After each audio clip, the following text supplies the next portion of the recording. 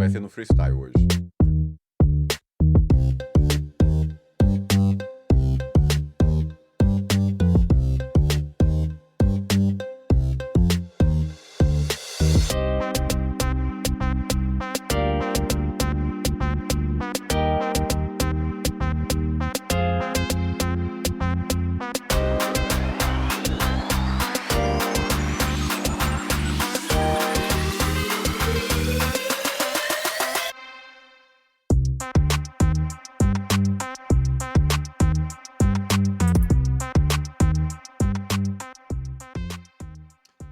Salve, salve, meus estrangeiros! Eu não sou Lucas Stanislau, mas estou aqui apresentando o Estrangeiro, podcast semanal do Brasil de Fato, que aborda temas da política internacional, do sul global, temas que interessam a você, nosso leitor, sempre com essa nossa visão popular dos fatos. Você bem sabe que o Estrangeiro é o programa que conta com a equipe mais completa de cobertura da mídia brasileira em termos de participação no sul global. Afinal de contas, pouca gente tem correspondentes na China, na Venezuela, em Cuba, no Haiti e também na Rússia. Tudo isso para trazer para você uma visão em primeira mão do que está acontecendo nesses lugares, sem intermediários, sem pedágiozinho que manipula a informação. A gente traz para você o que interessa semanalmente aqui no Estrangeiro. A gente debate com profundidade. Eu sou Rodrigo Durão. E peço para que você colabore, peço para que você participe, manda seu comentário, manda sua pergunta, sua observação. A gente está aqui, vai ler e a gente vai responder qualquer pergunta que você mande para a gente. O Estrangeiro dessa semana vai falar sobre Cuba. Cuba vive uma asfixia econômica gerada, comandada pelos Estados Unidos, e esse ano apertou ainda mais o torniquete sobre a economia cubana ao impedir que países forneçam energia, petróleo, gasolina para fazer a energia da ilha acontecer. Ameaçando com sanções, ameaçando com o bullying esse que a gente já viu a administração de Donald Trump exercer ao sequestrar o presidente da Venezuela, Maduro, no começo do ano. Para falar sobre essa crise, essa asfixia econômica, a gente vai até Cuba e vai ver exatamente como as coisas estão lá. A gente tem o nosso correspondente, Gabriel Vera Lopes, que está em Havana e que conseguiu estar com internet suficiente para participar desse nosso programa. Olá, Gabo, você está me ouvindo? Como é que você está, meu amigo? Salve, salve, pessoal, tudo bem? Se eu estou ouvindo. Boa.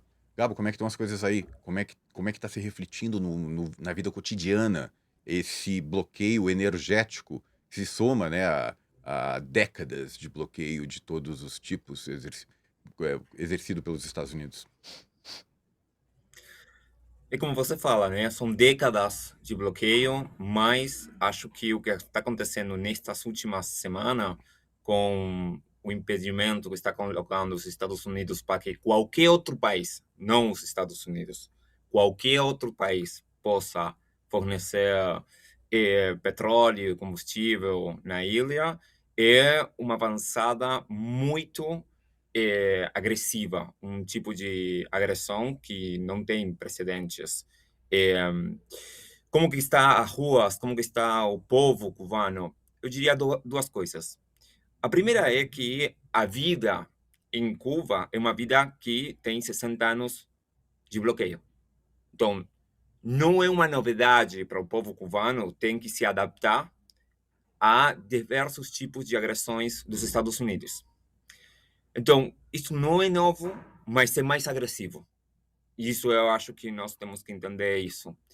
O povo está tratando do jeito que pode de ter uma vida o mais normal possível, levando os meninos para a escola, tratando de fazer os trâmites, tratando de trabalhar, mas ao mesmo tempo é uma situação bem tensa, uma situação de crises, de tensão, que está numa situação que nos próximos dias pode ficar pior se Cuba não consegue trazer para aqui, para Cuba, energia. Então, o transporte nos últimos dias ficou muito mais magro, muito mais ruim. Teve que interromper o transporte público por alguns dias. Agora está voltando de a pouco a funcionar, mas a mobilidade dentro da cidade é bem difícil. As aulas nas universidades estão canceladas porque bom, o pessoal mora muito longe das universidades, então estão se reorganizando para que tenha aulas, mas não vai ser na universidade, vai ter que ser nos bairros. Estão trabalhando nisso neste momento para garantir que as aulas continuem, e tem uma menor quantidade de trabalho, que eles estão. Tem dias que tem trabalho e tem dias que não. Tem dias que tem que fechar as empresas, os ministérios, bom, tudo. Tudo com exceção do sistema público de saúde, e tentando que a educação fique o menos eh, atingido possível. Então, eu diria essas duas coisas, não é um tipo de tranquilidade, entre aspas, mas se preparando para uma situação que vai ficar cada dia pior. Pois é, trazendo para a conversa também nossa comentarista de hoje, Amanda Arumi. Tudo bom, Amanda? Tudo bem. Amanda Arumi, doutora em Relações Internacionais pelo programa do PROLAN, né, da USP. Amanda, o que você achou, o que você está achando dessa esse novo ataque dos Estados Unidos contra Cuba? Bom, é um pacote de ataques contra a América Latina. Cuba e Venezuela são as referências de processos revolucionários, socialistas. A partir do momento que a gente teve uma invasão e o sequestro do presidente Maduro, toda a dinâmica de correlação de forças mudou. E Cuba rapidamente sentiu, porque o objetivo do Marco Rubio, principalmente, e do Marco Rubio, para quem não sabe, é o maior diplomata dos Estados Unidos, que de origem cubana, inclusive, Exato. inimigo declarado do governo de Cuba. Sim, parece que tem um rancor ali pessoal dele em relação à Revolução Socialista.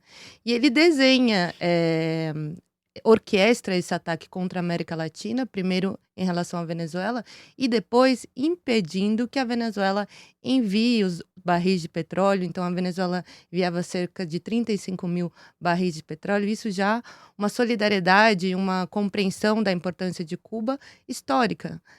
E também impede que a presidenta Cláudia Sheinbaum envie, que também desde 2025 o México já vinha colaborando com a venda de petróleo. Então, a intenção é sufocar a ilha, é impedir fisicamente que chegue energia, mas também a vitalidade do processo político em Cuba. Agora eu queria fazer uma pergunta para vocês dois, Amanda e Gabo. O que Cuba pode fazer? Quais são as alternativas que a Havana tem nas mãos para tentar driblar essa asfixia energética? Bom, o processo revolucionário, eu concordo com o Gabo, eles têm muita compreensão, assim, do quão próximo eles estão dos Estados Unidos, do quão simbólico ideologicamente são esses ataques. Mas óbvio que a materialidade, ela é real. Você precisa de energia para continuar as escolas, as universidades, a alimentação. Então, por isso que Cuba está sendo sufocado. Eu acredito que o processo revolucionário entenda esse tempo do socialismo, mas, ao mesmo tempo, Cuba precisa e deve estar muito dedicada numa diplomacia. Eles são muito bons em manter essas relações diplomáticas na ONU, com diversos países, e hoje a expectativa real é de que algum país, China, Rússia ou mesmo México, consiga destravar, ou até mesmo o Brasil, e envie uma ação de solidariedade em relação a esse abastecimento energético. Lembrando que fazem 2 meses que não tem esse abastecimento energético. Gabo, o que Cuba está pensando em fazer? Eu já li que Cuba está investindo mais em painéis solares, mas quais outras opções que Cuba tem, meu amigo?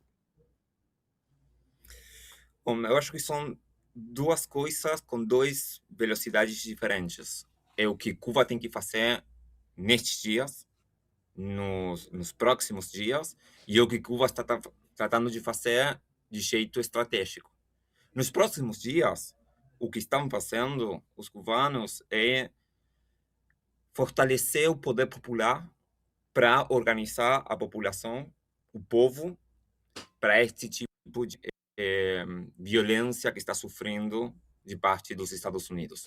Então, tem reuniões neste mesmo momento do personal médico, do personal da saúde, dos estudantes, dos trabalhadores, dos camponeses, bom, dos diferentes espaços da sociedade para pensar um plano de conjunto entre o governo e o poder popular, entre o governo e o Estado e as organizações de massas, como eles chamam aqui, para pensar todas as opções para tentar resistir este ataque que estão sofrendo dos Estados Unidos. Isso é no imediato. No longo prazo, que é um mediano prazo, tem isto que está falando Amanda, né? Que é a diplomacia cubana, a solidariedade cubana, procurando também receber de novo um pouquinho de tudo isso que deu Cuba para o mundo. Então, procurando ajuda. E aí a estratégia de Cuba é avançar na soberania energética.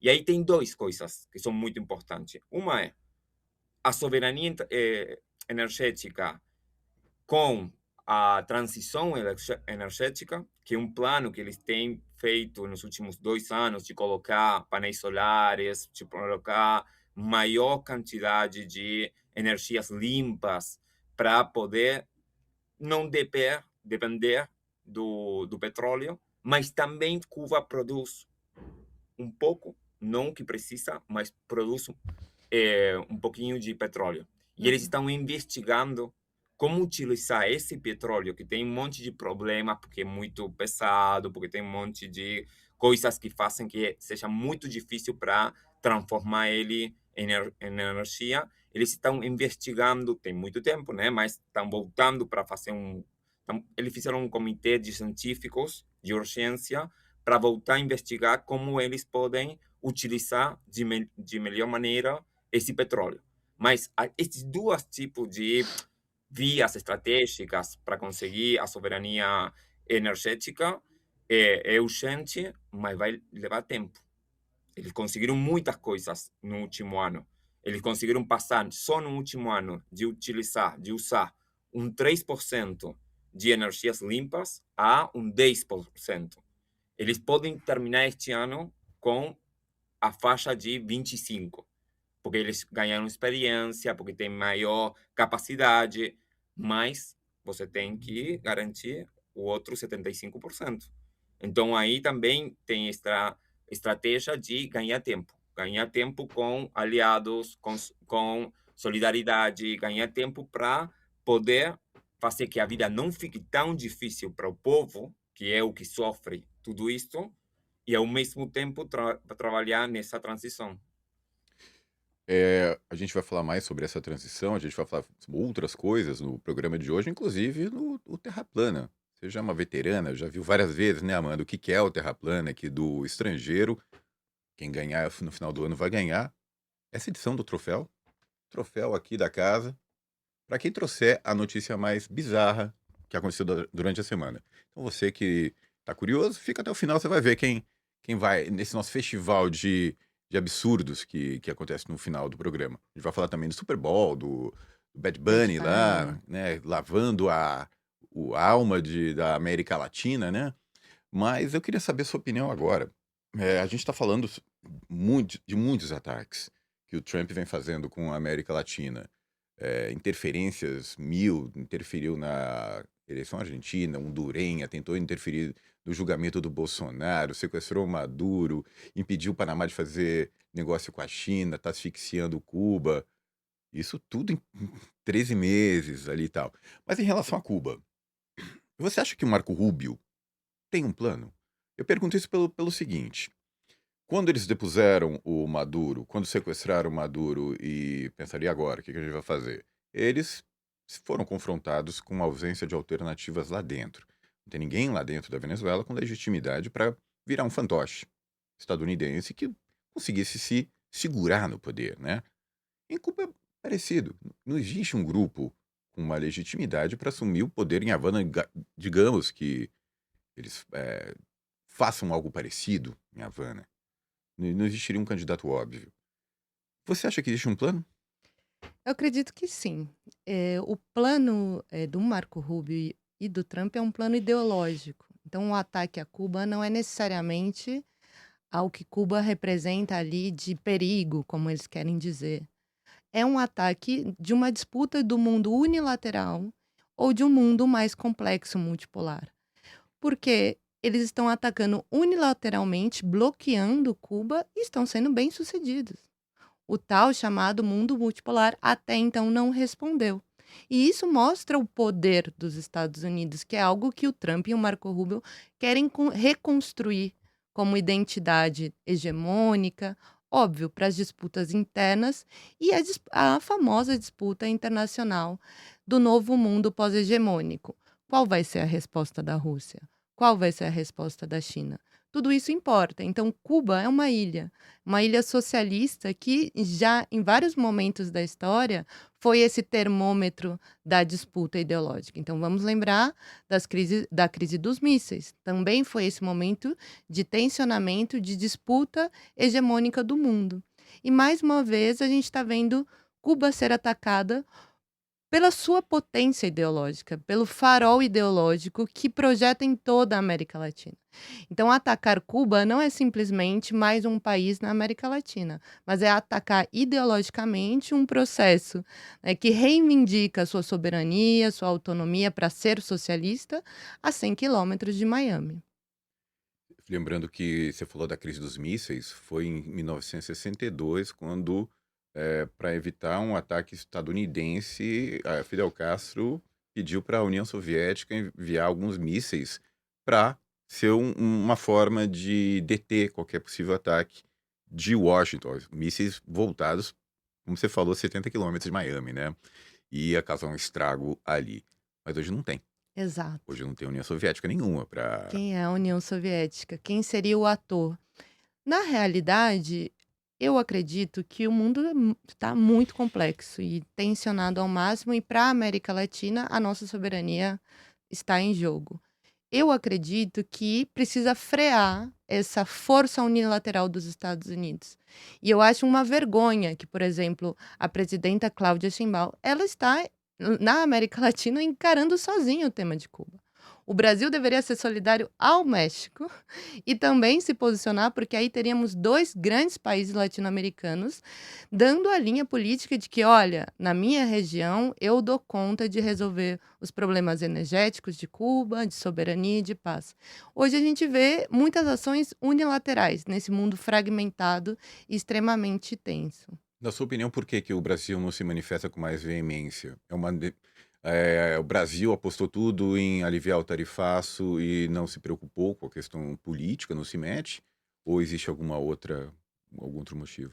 Exato, é compreensível que a prioridade desse ano seja eleitoral, dentro de uma perspectiva da disputa interna contra o bolsonarismo, contra a extrema-direita. Mas a gente não pode esquecer que é a mesma extrema-direita, é a extrema-direita do Flávio Bolsonaro, é a extrema-direita que estava pedindo a anistia do Bolsonaro. Então, hoje, as disputas domésticas e internacionais, elas estão dadas. A questão é avaliar os movimentos, né? Então, a soberania da América Latina, como eu disse, a partir do dia 3 de janeiro, ela mudou o tempo da história. E nós esquecemos, e o Brasil principalmente, de reivindicar a integração da América Latina. Porque se hoje a gente tivesse um mínimo de diálogo, alguma mesa de negociação que chamasse Paz da América Latina, e que nelas nós conseguimos algum consenso majoritário para a região, não necessariamente o Brasil precisaria responder a essa crise energética de Cuba. A região poderia ter alguns mecanismos e ferramentas. Então, acredito que esse terceiro governo Lula pecou e não entendeu o papel estratégico da integração regional para o futuro, a curto e médio prazo do Brasil. Agora, Gabo, você e os cubanos viram muitos presidentes dos Estados Unidos tentando derrubar o governo de Havana. Desde 62 isso acontece. Dentro aí de Cuba, existe a percepção de que agora é diferente? ou é considerado mais do mesmo? Eu acho que tem os dois olhares. Tem um setor que acha que é parte da mesma história dos Estados Unidos, mas eu acho que tem um setor que é maioritário, que tem uma leitura menos melancólica do século XX e entende que a situação mudou, que o Trump não é a mesma coisa, não porque o objetivo estratégico dos Estados Unidos mudaram. Sempre foi.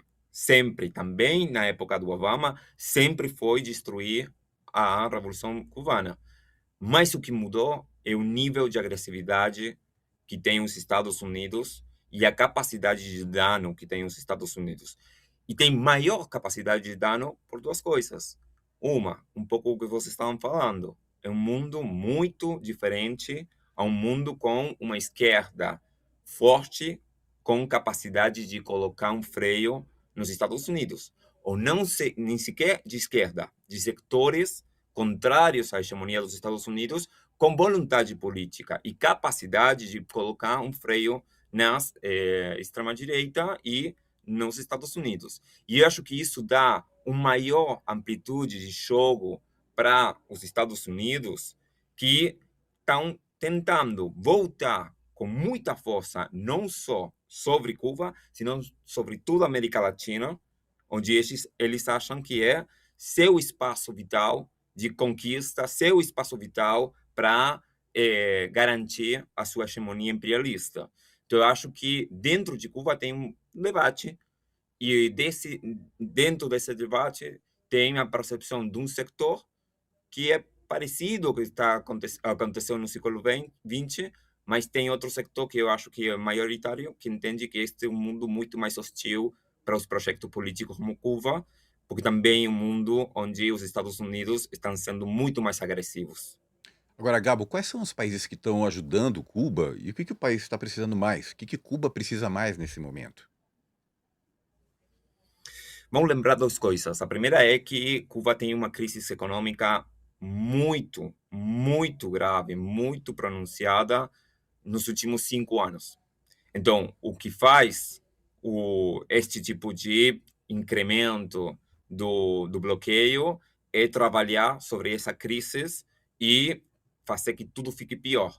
Então, tem uma parte da ajuda que precisa Cuba que não é só energética, tem que ver com alimentação, tem que ver com medicamentos, tem que ver com ferramentas para trabalhar. Então, uma parte da solidariedade, nós vimos isso com México.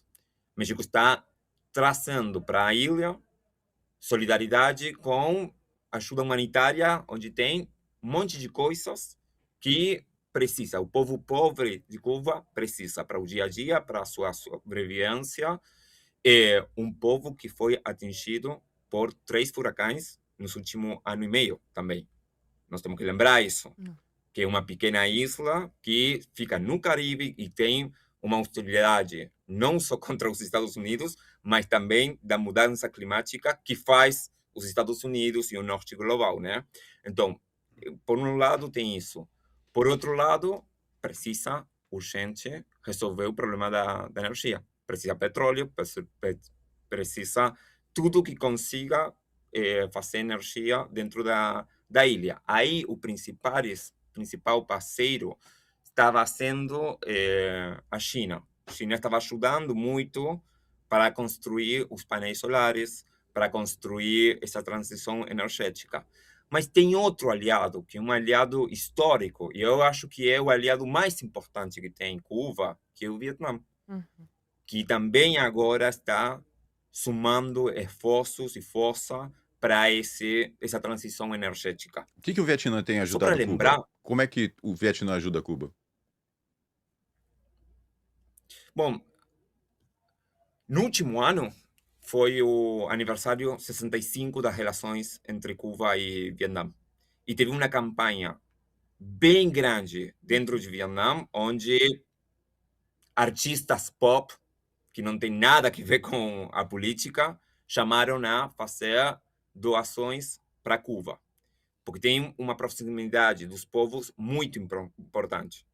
Então, Vietnã tem crescido economicamente nos últimos anos e agora, com muito mais força, vai tratar de ajudar com isso que cresceu, com isso que melhorou a situação de Vietnã, para ajudar mais em Cuba. Então, tem a solidariedade com ajuda humanitária que o Vietnã traz para aqui.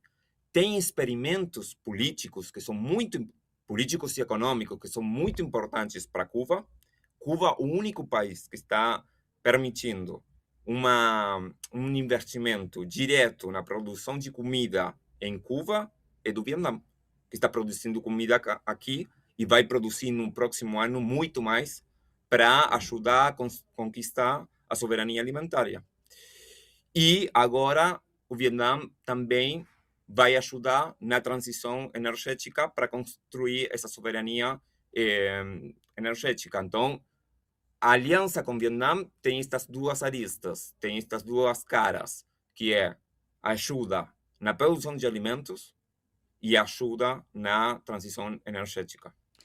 E vê, né, Amanda, uma coisa cruel outro detalhe cruel desse estado de coisas é que uma das principais fontes de receita de Cuba, que é o turismo, está sendo muito afetado por isso também. Várias companhias aéreas estão suspendendo voos direto para Havana, que acaba privando Cuba até de mais receita, mais dinheiro que vem de dólares dos estrangeiros, né? Inclusive, faço um apelo a você que está pensando em sair de férias, ainda no verão, né? Tem um dinheirinho para gastar, vá para Cuba. Vá para Cuba, leva uma mala cheia de aspirina, de remédio, mertiolate, band-aid. Eles vão ajudar, eles vão agradecer. Mas eu queria saber de você, Amanda. A gente viu ontem um grupo de parlamentares democratas lá nos Estados Unidos fazendo uma moção para que se fosse os Estados Unidos abdicassem da doutrina Monroe, que é essa doutrina Monroe que estabelece que a América Latina é um quintal dos Estados Unidos, que aqui quem manda são eles. Então existe esse grupo de democratas que está tentando, sob a luz do sequestro do Maduro, que aliás pegou muito mal junto à opinião pública. Tem muitas pesquisas que mostram que uma das principais críticas dos estadunidenses em relação ao governo dos Estados Unidos é a forma como o governo dos Estados Unidos agiu na Venezuela. Você acha que é possível que o freio ao governo Trump venha de dentro? Venha dos próprios democratas? Com certeza. Dos democratas eu não É da sei. oposição, né? Dos... Dos estadunidenses. Claro, tem que vir. Porque essa agenda anti-América Latina, ela não é apenas da política externa, ela é interna, ela é contra os imigrantes latino-americanos, visto por eles, né, como estrangeiros, mas alguns já de várias gerações vivendo nos Estados Unidos, como o problema dos Estados Unidos, né, a ilegalidade do latino-americano seja o problema real. Então, é a mensagem ideológica, ele é anti-latino-americano e nós também podemos identificar, tem um debate moral hoje em jogo. Moralmente, eles querem impor que os Estados Unidos é a superioridade, inclusive de raça. Então, essa perseguição ao latino-americano, ao diferente, que a gente está vendo praticada pelo ICE, é gravíssima. E temos também o famoso caso Epstein, que também é um debate moral sobre os bilionários, sobre a elite dos Estados Unidos. Então, as disputas, elas estão dadas internamente e no cenário internacional. E ele tem manipulado identificar quem é o inimigo. Então o inimigo é o narcotraficante, não é o bilionário pedófilo. E os democratas sabem disso e também vão querer disputar as agendas.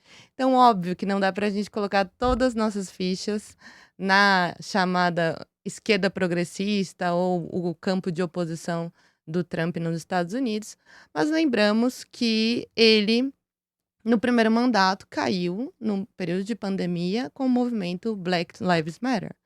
Então, com certeza pode ser um freio. E lembrando, bem falado que você lembrou aqui, que boa parte da oposição ao que o Trump vem fazendo pode vir, inclusive, das fileiras republicanas, indignadas com esse escândalo sexual do Epstein, porque eles são, tradicionalmente, muito puritanos A questão da pedofilia é algo que cala fundo junto à parte do eleitorado do próprio Trump, né? Então vamos ver o que acontece em novembro nas eleições legislativas. Lembrando que a pessoa tem que sair, tem que estar motivada para acordar, sair de casa no começo do inverno e ir lá votar. Ou seja, qualquer pequena variação da quantidade de republicanos que forem votar pode significar a perda da governabilidade para Donald Trump a partir do ano que vem, né? Com certeza. Parece que tem um ritmo acelerado, né? Que ele está preocupado em cumprir algumas coisas até essa eleição de meio termo. Talvez seja aí, porque existem alguns estados pendulares, né? Que ainda não estão dados e que o tema da imigração e do latino-americano importa. Então ele escolhe uma agenda e aprofunda pensando nessa disputa. E pensando, inclusive, que a sobrevivência política do Trump e de outros líderes significa a sua própria liberdade. A gente precisa recordar que o Trump, assim como o Bolsonaro, tentou um golpe de Estado, instigou a invasão de Capitólio. Ele retorna a ser presidente dos Estados Unidos e, com isso, uma imunidade política imensa. Mas tudo está em jogo. Então, hoje ele é o presidente, mas também nós já conhecemos o passado dele. Quem sabe a gente conhece o futuro. O futuro do Trump é laranja, né? Um uniforme, né? Para combinar com o cabelo. Mas eu faço para você um apelo, um convite.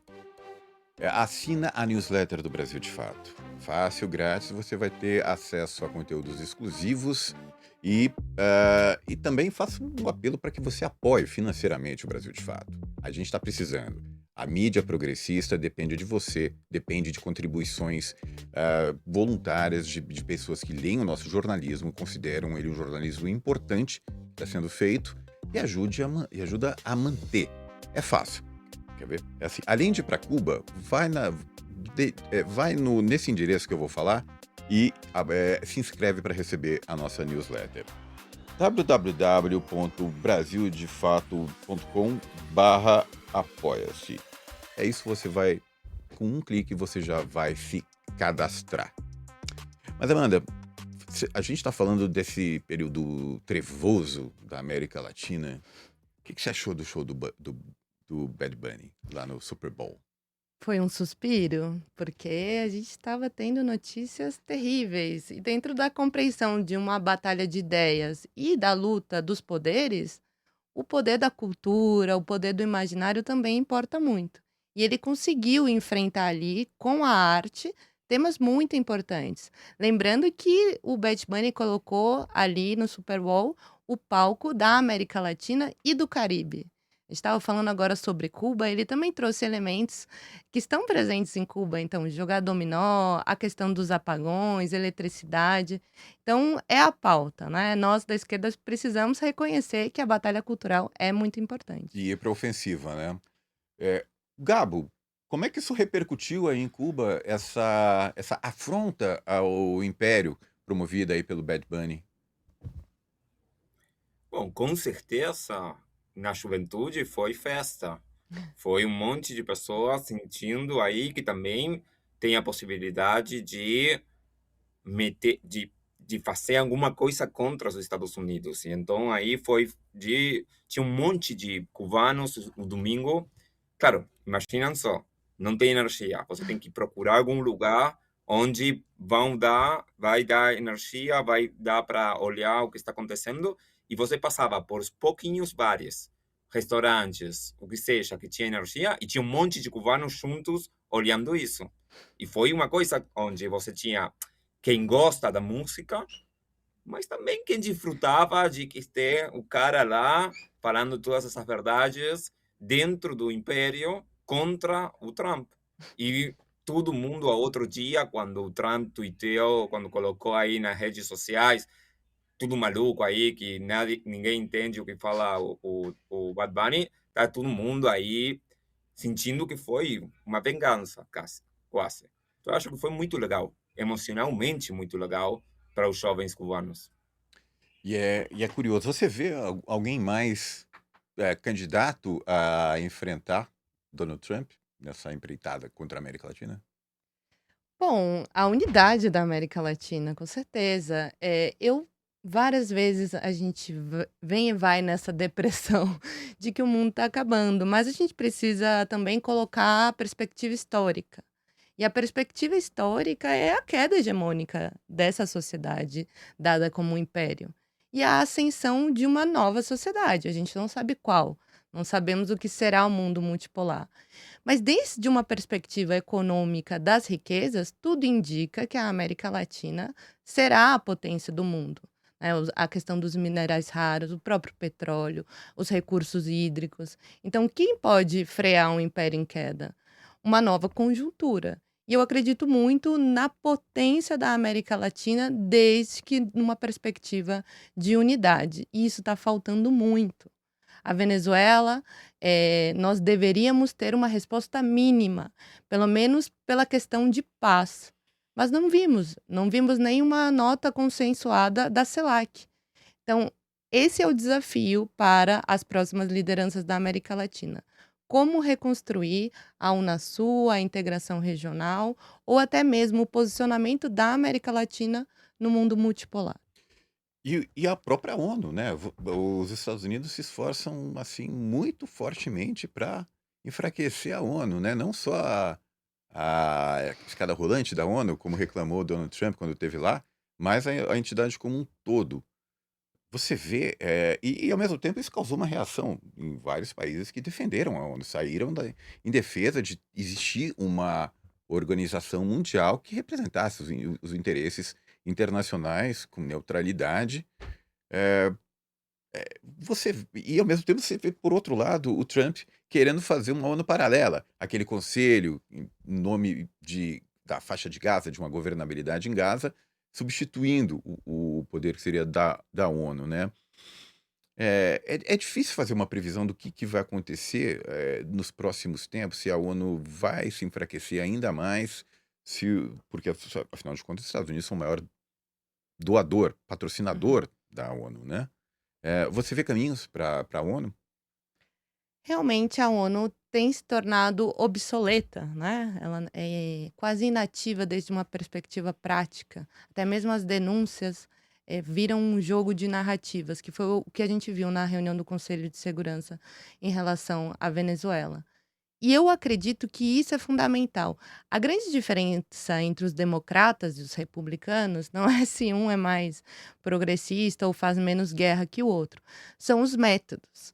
Os democratas, eles acreditam nesse método construído, inclusive, pela liderança dos Estados Unidos, né? O direito internacional, o comércio internacional, então a OMC, toda essa capacidade dos Estados Unidos de disputar ideologicamente as democracias do mundo, mas também a OTAN, por exemplo. Os democratas, eles reacenderam a OTAN com a guerra da Ucrânia. E o Trump, ele tem uma análise, acredito que mais urgente da queda hegemônica dos Estados Unidos.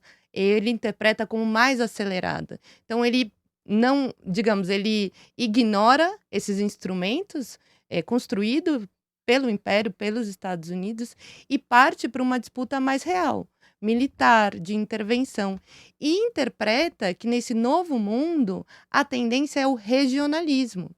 E nós, por exemplo, eu, latino-americanista, que acredito na integração, também parto desse pressuposto, de que o mundo vai se tornar mais complexo e que você ter uma soberania e uma influência regional é, digamos, garantir a sua estabilidade de poder.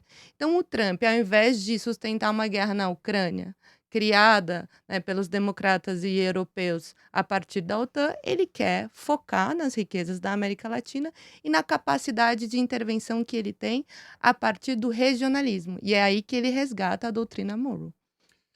Eu vou ler umas mensagens aqui mandadas pelo nosso leitor, o João Vitor Botelho. Queria ouvir a tua opinião e a do Gabo também. Ele fala que o Bad Bunny conseguiu reunir os latino-americanos só por uma imagem. Isso é louvável.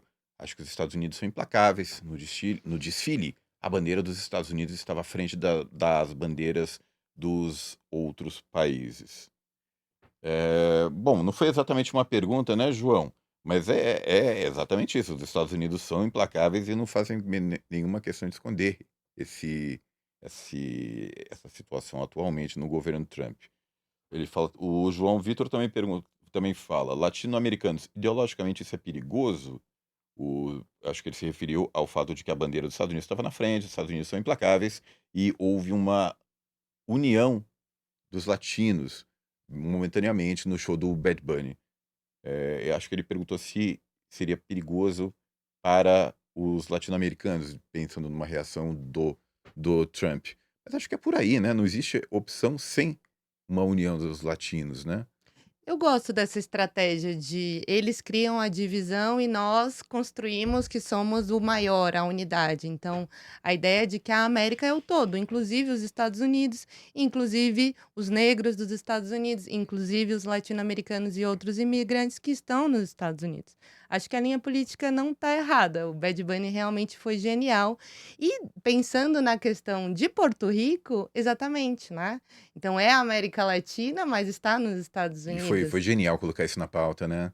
Com certeza, é a pauta que traz a cultura dele, né, o ritmo, a influência, da dança latino-americana. Acho que tiveram vários cortes, do TikTok mostrando, os latinos dançando, e aí os americanos assim, sem Sim. entender nada. E a quantidade de gente que está discutindo por que o Porto Rico não é um país, isso está sendo debatido, né? É positivo isso. E o desconhecimento geográfico, né, Totalmente. dos norte-americanos não sabem. Mas ao mesmo tempo, eu vi que o número de turistas em Porto Rico mais que duplicou. 230% de pessoas estão procurando voos para Porto Rico, que também é positivo, né? Para esse lugar que busca uma independência dos Estados Unidos. Parece que foi uma estratégia dele não fazer, não sei, tem várias versões. Ele não fazer o show nos Estados Unidos, porque ele, tem ameaça já, ele já é considerado um inimigo político, e ele fazer em Porto Rico e fazer na América Latina essa grande tour, fazendo esse levante latino-americano, incentivando o turismo para Porto Rico. Então, eu acredito que o Bad Bunny já fez mais do que muitos chefes de estado aí no mundo. Fica a dica, né? Olha, Gabo, o Diego Santos pergunta faz uma pergunta que eu repasso para você. Vocês acham que Cuba deveria abrir mais a economia e aproveitar essa onda contra o Trump em diversos países, inclusive a União Europeia, a Rússia, China, Brasil e Índia? Passa a pergunta para você. A Cuba está abrindo a economia num monte de sectores. E Cuba nunca foi contrário, ou nos últimos 15 anos, não foi contrária a investimentos estrangeiros, a fazer negócios com outros países. O problema não é Cuba. Cuba tem vontade de poder ter uma relação muito mais, aspas, normal na economia e na política com todos os países do mundo, inclusive com os Estados Unidos. Cuba sempre foi bem clara de que tem vontade de fazer negócios com os Estados Unidos, que a Cuba pode ser um lugar onde os Estados Unidos podem investir, mas respeitando a independência, mas respeitando as regras dos cubanos, respeitando a autonomia do país. Então, o problema do bloqueio não é que Cuba não deixa países, empresas fazer negócios em Cuba. O problema é que se uma empresa, um país tem vontade de fazer algum negócio com Cuba, é sancionado por Estados Unidos. Só pensemos no caso como exemplo, o caso do petróleo de México. México vendia o petróleo para Cuba. Então, Cuba não é que ficava com o petróleo porque, não sei, o que seja. Era uma relação comercial, um comércio.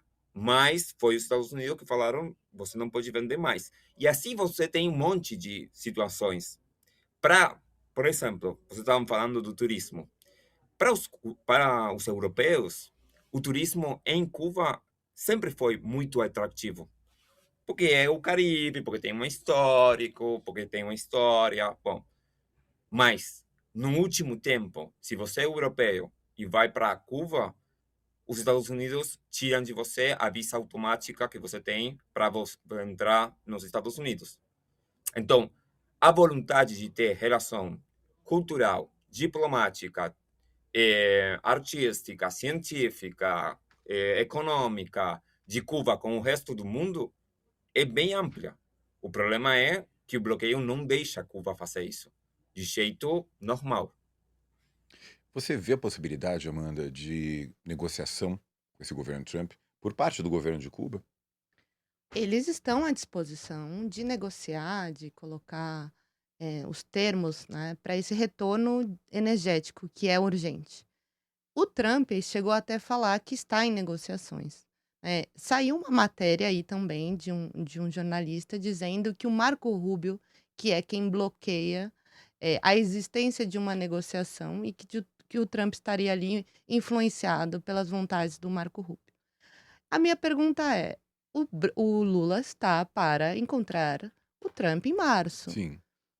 Poderia entrar na agenda brasileira a questão energética de Cuba, um dos pontos de negociação. O Lula sempre quis e sempre se colocou à disposição de ser o porta-voz da paz, do combate à fome, da América Latina. Eu acredito que é uma boa oportunidade. Vamos ver, no começo de março, o Lula deve ir para Washington se encontrar com o Trump. O que o resto do mundo pode fazer nesse meio tempo? A gente vê a Rússia, a China criticando, falando que é inaceitável, falando que não é legal, mas de prático, nada, né? Existe algo de prático que poderia ser feito? Com certeza, eu acredito que é quase um jogo, é o jogo do War, assim. Se a Cláudia Sheinbaum envia sozinha, é óbvio que a capacidade de retaliação dos Estados Unidos vai ser uma. Mas se vários países e polos de poder do mundo enviem sua contribuição, enfrente essa pressão unilateral dos Estados Unidos, nós vamos ter outra correlação de forças. Espero eu que esses países estejam se planejando e negociando alguma estratégia para conseguir, nas próximas semanas, nos próximos dias, mudar a conjuntura energética de Cuba. Porque eu fico imaginando assim, imagina o Hobsbawm escrevendo aí, 2026. E aí fala assim, 2026, o governo dos Estados Unidos invadiu a Venezuela, sequestrou o presidente, bloqueou Cuba e ninguém fez nada. Acaba o parágrafo.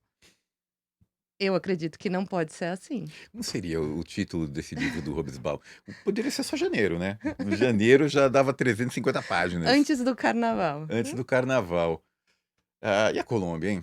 Petro estava vocal, falava, acontecia, se manifestava contra o genocídio palestino, não deixou de se posicionar e ultimamente não tem. Você acha que é a proximidade das eleições que acontece agora em maio Com que certeza. está se precavendo? O contexto da disputa política na Colômbia hoje é se tem eleição ou se não tem. Porque eles têm uma questão do Supremo Eleitoral, né? O órgão deles não reconhecer a candidatura do Ivan Cepeda, colocar em risco toda a desestabilização que a gente já conhece nessas democracias tensionadas que nós estamos vivendo. E o Gustavo Petro não é o candidato à reeleição. Ele já saiu da disputa, né? Exato, não existe reeleição na Colômbia, porque sempre era a direita que ganhava, então reeleição da direita. E ele tem uma característica muito personalista, vamos dizer, de levar a política internacional. Então, os posicionamentos dele são sempre muito aquecidos, né? Então, em Nova York, falou: os narcotraficantes estão aqui no próximo quarteirão. Também se posicionou que, se necessário, voltaria a pegar as armas para ir defender a Palestina. Mas estamos esperando, né, a capacidade prática de colaboração, que aí depende de outras condições. Nós sabemos que a pressão interna é grande, assim como a do Brasil, e de que a Colômbia, ela é a estratégia, a etapa fundamental dos Estados Unidos. Eu diria o próximo passo estratégico dos Estados Unidos. Por quê? Porque eles invadiram a Venezuela, sequestraram o presidente, bombardearam Caracas, mas não conseguiram um controle político da Venezuela. E precisam seguir desestabilizando o governo. E ter a Colômbia na direita e acesso às bases militares da Colômbia para pressionar territorialmente. Lembrando que a Colômbia a gente tem a questão do ELN, Catatumbo, fronteiras, a gente tem várias questões, paramilitarismo, narcotráfico, é muito mais complexo que disputa entre estados. Então, ter a influência desse governo é o que vai garantir uma pressão sobre a Venezuela. Em um minuto, se tiver, antes da gente ir para o Terra Plana, se tiver eleição na Colômbia, você acha que a esquerda, o progressismo, o candidato progressista tem condições de ganhar?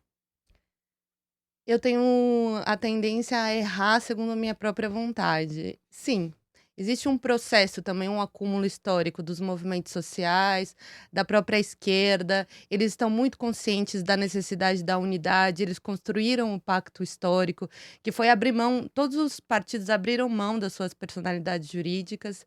Eles estão preparados, mas é óbvio que hoje o termo democracia ele é muito volátil. Então, se tivermos intervenção militar, podemos também nos deparar com outras situações na Colômbia. Mas a esquerda, do Gustavo Petro, a Colômbia Humana, o Partido Comunista, que conformam o pacto histórico, eles estão dispostos a tudo para ganhar essa eleição.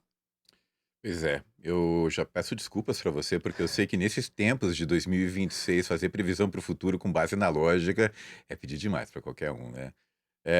Com isso a gente vai para Terra Plana, né? Vamos falar de absurdo. We don't need no education.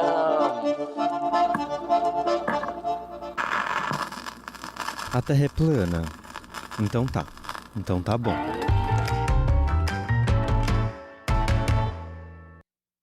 Chegou o momento de a gente falar de bizarrices do noticiário internacional que fizeram a nossa semana ficar um pouco mais graciosa, surrealista, indignada, enfim, o adjetivo você escolhe. Para quem não sabe, o Terra Plana é a parte final desse nosso programa semanal, em que cada um traz uma notícia que tem uma dessas características que eu acabei de falar, e nossa comentarista, Amanda Arumi, escolhe quem que trouxe o docinho de coco, a vencedora, a notícia vencedora dessa semana. Gabo, eu vou começar com você. E, aliás, eu acho que a gente está de parabéns, né, estrangeiro, porque você conseguiu ficar o programa inteiro sem ser derrubado, sem uma queda de energia, sem uma queda de internet, né? O que a gente estava com medo, inclusive, antes do programa, disso não conseguir acontecer, mas aconteceu, né? Que legal. Já me emenda no seu Terra Plana, amigo. Logramos hackear o bloqueio dos Estados Unidos por uns minutos. Então, Terra plana. Bom, eu acho que sempre é triste e difícil o que está acontecendo no mundo, então nós temos que ficar fazendo gracinha da extrema-direita. E sempre estamos falando dos mesmos personagens, né? Sim. Latinoamérica, que são muito óbvios, né? Milei. Mas esquecemos dos espanhóis. E esta semana, a Chasuso, a prefeita de Madrid, ela deu um prêmio para os Estados Unidos, para o país inteiro, o prêmio do Farol da Liberdade. E ficou um escândalo, né? Porque, bom, é um problema. Os Estados Unidos estão ameaçando também a Espanha. E aqui esta mulher teve essa brilhante ideia. Então eu acho que é bom, nada, premiar os guerreiros da liberdade no mundo. Guerreiro da Liberdade. Nossa, Amanda, quem é mais guerreiro da liberdade? Os Estados Unidos ou a Maria Corina Machado? Né? Ela Liberdade tá... e a paz, né? Bom, ela, né, implorando pela atenção dos Estados Unidos, exatamente isso que a gente vê. O mais engraçado foi ela dando o troféu pro Trump, né? E daí o Nobel falou: não, inclusive devolve o dinheiro. Exatamente. Esse termo paz, né? Ele tá tão volátil, elástico. Ai. Perdeu totalmente a credibilidade, né? O que é paz, né? Se Donald Trump e Marina Corina Machado podem concorrer, quem seria o próximo? Eduardo Quem seria? Bolsonaro, talvez? Olha, não dá ideia. Que eles iriam adorar. Olha, o meu Terra Plana eu acho que extrapola um pouco as coisas, porque foi a imagem racista que Donald Trump, a Casa Branca, publicou há poucos dias, do ex-presidente Barack Obama e sua esposa. É uma coisa chata até de falar, mas a gente não vai mostrar imagens, porque são indecentes, mas imagens dos dois representados como macacos. Mesmo para os padrões de Donald Trump, isso foi considerado demais. Eu fui obrigado a tirar, e ele não chegou a pedir desculpas, porque acho que ele não sabe, mas se defendeu dizendo que era apenas um meme, colocando na conta da comédia a licença que ele teria para soltar uma peça tão racista como essa, né? Então, foi tão plana que acabou capotando essa atitude do Trump essa semana.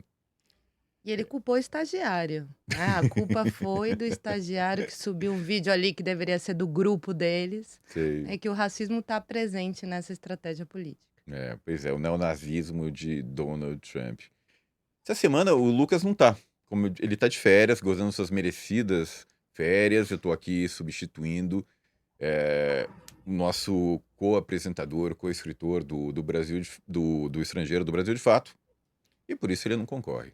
Por isso vai ser só entre eu e Gabriel Vera Lopes. E aí, Amanda? Bom, eu infelizmente vou ter que ficar com esse absurdo racista, que na verdade é o exemplo do que eles pensam. Então nada é por acaso.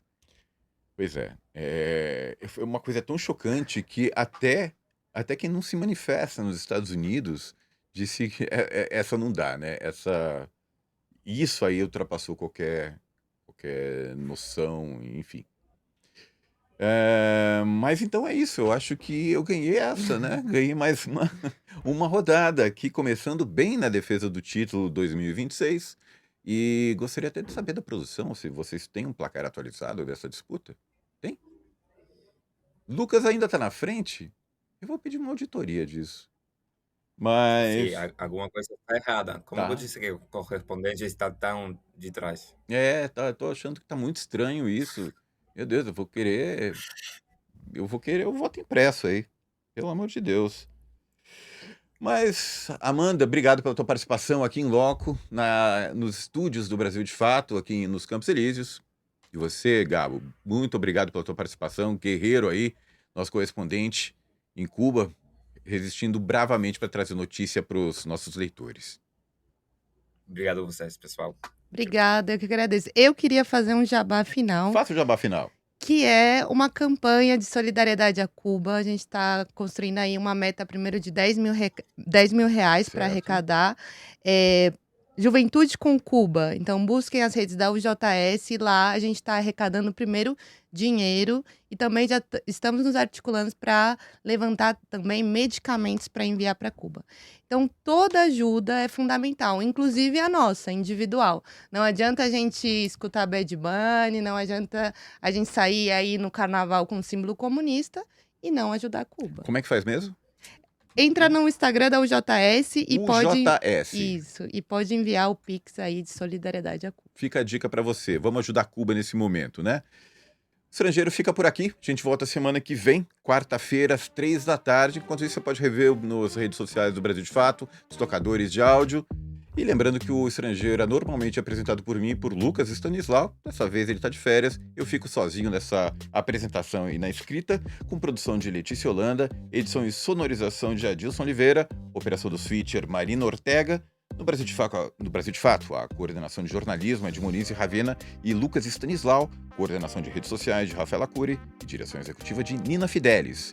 Com essa, eu me despeço. Desejo para você uma ótima semana. Tchau, tchau.